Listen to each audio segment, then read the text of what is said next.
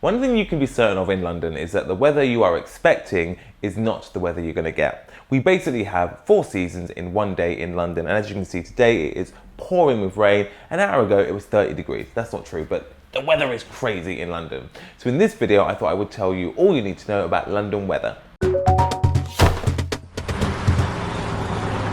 So it turns out that Rihanna was actually right. It is all about umbrella. If you are coming to London, you need to have an umbrella. It doesn't matter if it's August and you think to yourself, it's gonna be hot, it won't rain. It will rain, have the umbrella. Go to a supermarket, just buy a cheap umbrella, a couple of quid, have it in your bag, and it's there to protect you at all times. One of the annoying things about London is that you see it's raining outside, you think it's a bit cold, and you put on like 400 layers and you think, yes, it's fine, I'm gonna be warm. And then you get on the tube and you are so hot. So I think the thing to remember is layers are your friends. Have a t-shirt, have a hoodie, have a jumper, have things that you can take off and put on really easily. So if you're on the tube and you get too hot, and if you're out in the street and you get too cold. So if you're moving to London or coming here on a holiday, I'm pretty sure you'll be going online and checking the weather forecast for your stay. I would say any weather forecast before 2 weeks probably isn't accurate. At the 2-week mark, it starts getting more accurate, and obviously a week before it's a lot more accurate than 2 weeks.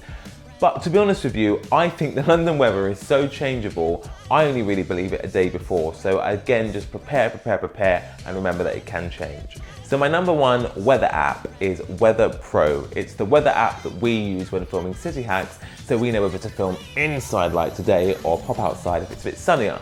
Weather Pro is great. It gives you an aerial view of where the rain is or is going to be in London. It tells you how strong the wind is going to be, how much sunlight you're going to get, sunrise, sunset. It also tells you what the temperature will feel like compared to what it actually is. So Weather Pro, thumbs up from me. Now on screen, you will see the rough temperatures per month in London. Just standing here while you read it.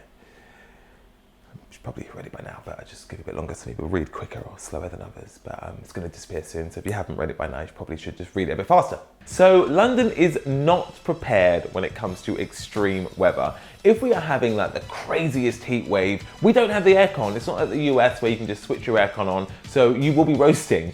And if it's snowing, London will shut down at the slightest bit of snow because apparently we've never seen snow before. So I suppose what I'm saying is if you are coming in times of extreme weather, just be prepared to maybe have a longer journey or maybe a less comfortable sleep in your boiling hot room. When planning your holiday to London, be prepared for all seasons, as I've said. So just bring a mixture of stuff, you know, don't just bring summer stuff or winter stuff, just prepare for everything so you're not caught short. And also you don't waste your time having to buy clothes while here in London. So if you didn't bring every item of clothing for every eventuality and you are caught short and need to buy some clothes while here, some good affordable shops I would recommend are Primark, H&M, TK Maxx. We have a wealth of charity shops in London, and the larger supermarkets have big clothing departments such as Sainsbury's, Tesco and Asda. If you don't want to take the clothes home with you, then you can leave them at a charity shop and give the money to a good cause. So if you are in central London in Zone 1, you will experience something that we call the urban heat factor.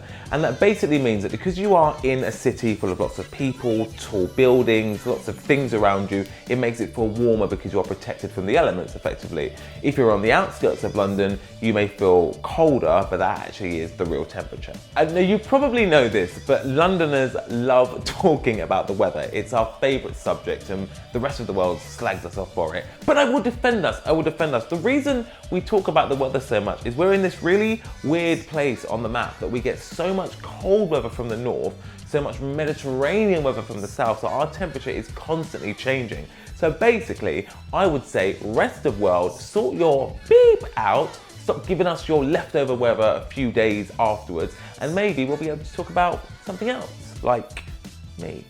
Thanks for watching City Hacks London. If you like this video and you want to leave us a tip, leave us a quid, leave us a fiver, you can do that by heading to the description box below and it will tell you how you can leave that tip.